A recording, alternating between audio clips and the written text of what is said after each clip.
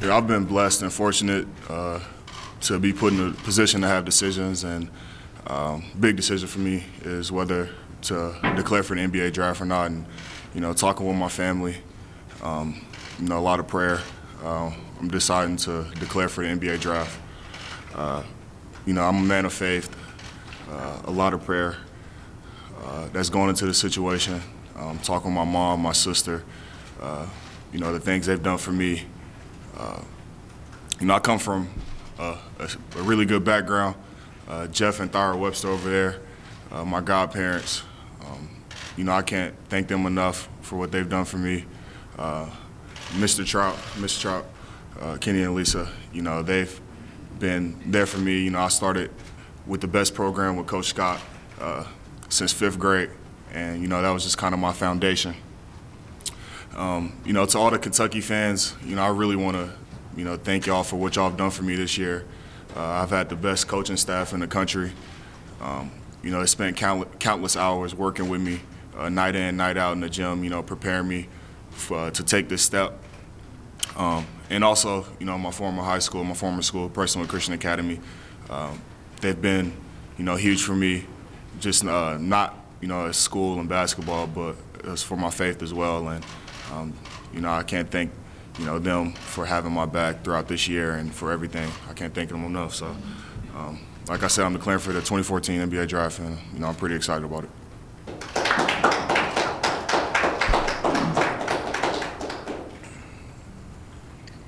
Question?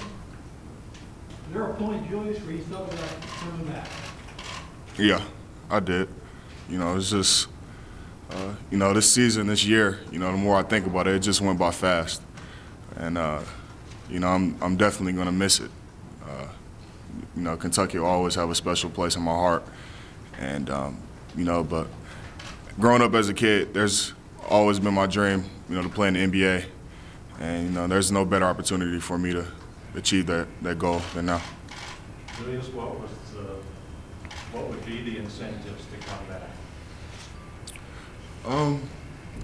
I came here to win a national championship.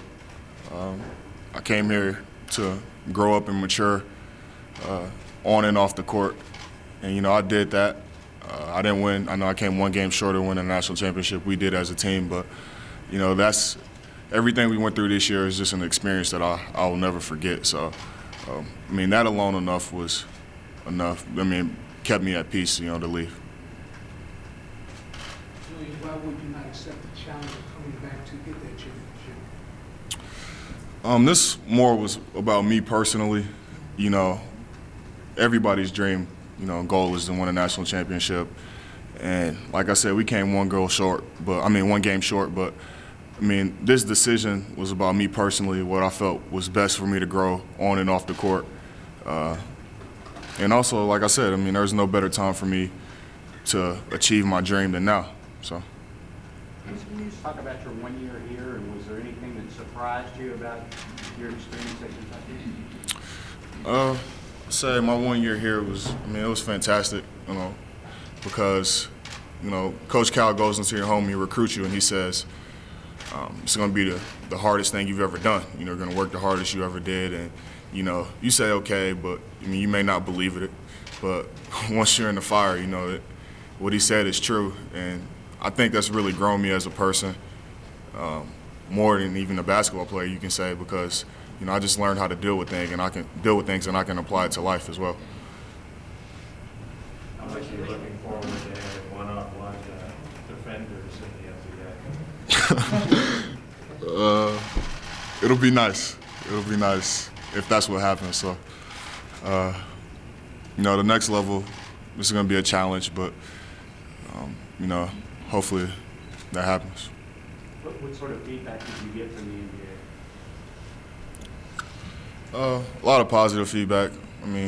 Enough positive feedback for me to decide that I want to enter the NBA draft. So. What do you think about, you got at least a couple teammates that have decided to come back, another big recruiting class coming in, maybe some more guys with decisions to stay or go. How good potentially could this group be next year? Our team next year?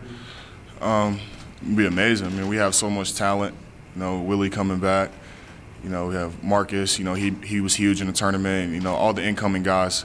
We have so much talent coming in next year, and you know, we're definitely going to make another run. So, you know, this team is definitely going to be deep next year, depending on who comes back. So, and, you know, Coach Cal's always going to do a great job of developing the players. So, How much did you guys, the guys that were trying to make a decision, talk to each other? Was there much of that, or about what you were going to do? A little bit, but I mean, this wasn't about, you know, it was just about the team personally, and I mean each individual player personally, and what he thought was best for his future. And you know, any decision any player made, you know, we were going to have their back 100%, and that's the biggest thing. I mean, we became brothers throughout the year, and you know, if it was time for somebody to leave or not, or if they're staying, you know, we're going to have their back 100% because we know they're doing the best thing for them. You can't go wrong with either decision. What have you heard about where you might go in the draft? I mean, I'm not sure. You know, there's.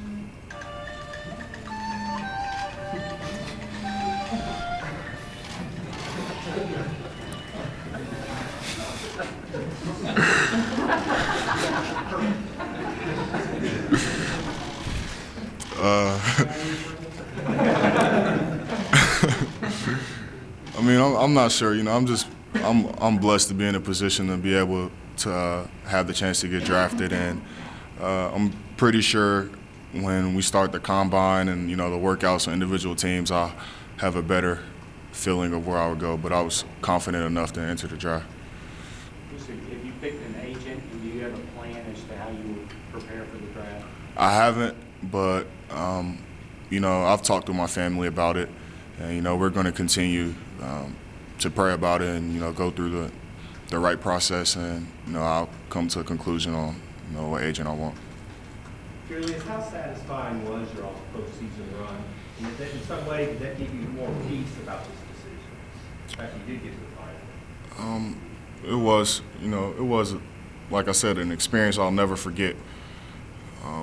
Just all the adversity that we went through all year, and to finally have the opportunity to play for a national championship, and, you know, to see how we came together during the postseason run, you know, it's just something I'll never forget. And like I said, it'll always, I mean, I'll grow old one day and I'll be able to tell my children or grandchildren about, you know, something that I did when I was 19 years old. So it'll always be a memory for me. Julius, how much, if at all, do you think that just the experience, the scrutiny, the adversity prepared you for what's ahead? I mean, it just prepared me to learn how to deal with situations. You know, each day you have to take things a day at a time. You know, you're definitely going to face adversity in your life, whether it's basketball or not. So just facing this, you know, being basketball related, and all the doubt that you may have and all the criticism, you know, it just taught me how to deal with things, and I can apply it to life as well. What would your advice be to the freshmen coming in here about handling the expectation? You just said they're going to, you know, this team could be great, they're going to make another run. Depending on who comes back, this team maybe starts #1 again next year. Advice to young guys about handling it? Well, me personally, I think that's why I was able to, you know, deal with the criticism myself, because I never really fed into it or really read anything or, you know, believed anything. You know, I just, you know, tried to stay in my own, you know, little circle or a little bubble, and, you know, focused on the team. And, you know, that's all I really cared about. So, I mean, as long as you're invested into the team, that's your total focus, and, you know, investing into being a student athlete, then, I mean, you won't really waver too much from the criticism or expectations. Julius, how old were you when you first started thinking about the NBA? I don't know an exact age, but I mean, probably since I started playing basketball at 3 or 4 years old. I mean, you know, I grew up watching guys, grew up watching the NBA playoffs and stuff like that, and it's just always where I wanted to be. Julius, you were almost exclusively a low post player here. How is your game going to change in the NBA? I'm not sure. You know, I wouldn't necessarily say that. You know, Coach Cal did a great job of, you know, using me in many different ways. Just happened that, you know, posting up and low post player, you know, was one of my strengths here. And, you know, everybody had to sacrifice. Everybody had their role. And once we, you know, bought into the role and believed in the role, I think that's why we made the postseason run. And, you know, we just believed in each other and in our role that Coach had for us. How much did you learn from that postseason run about your game? I mean, Cal's talking about less is more. And how much did you take that to heart? And how much you feel like that really changed your game or enhanced your game? It changed my game a lot. You know, I didn't have to worry about, you know, doing anything crazy or going out there trying to score a lot of points or anything like that, because, I mean, we just had so much talent that, I mean, that's the way it should have been. So, I mean, I wasn't too much worried about it. You know, less is more. We saw what he did with Andrew, how it worked, and, you know, I had all the faith in Coach. And, you know, that's why I came here, because I trusted his advice. And, you know, less is more, and, you know, that's how I was able to contribute to the run late in the season. What stands out in your mind was things you did this season or things that happened? Just how we overcame things.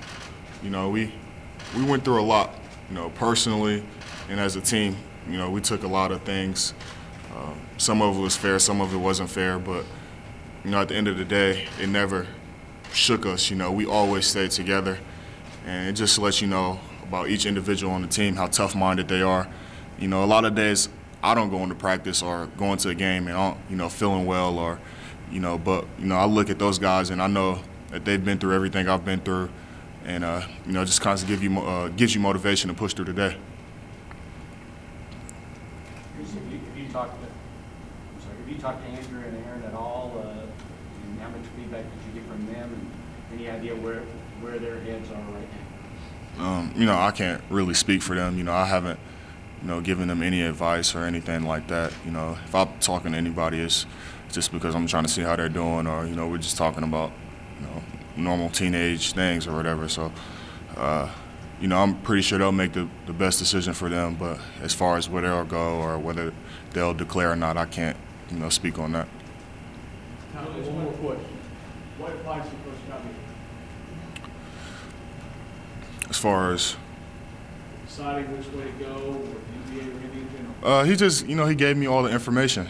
You know, what NBA teams are seeing, the feedback he's got, and, you know, I just took the information and talked with my family about it. And, you know, he told me that he felt like I was ready. You know, it was up to me whether I wanted to come back or not. But, you know, he was my biggest supporter, or he was a big supporter for me throughout this whole process. And, you know, he put me in a position to be able to declare, and, you know, I'm happy for that opportunity.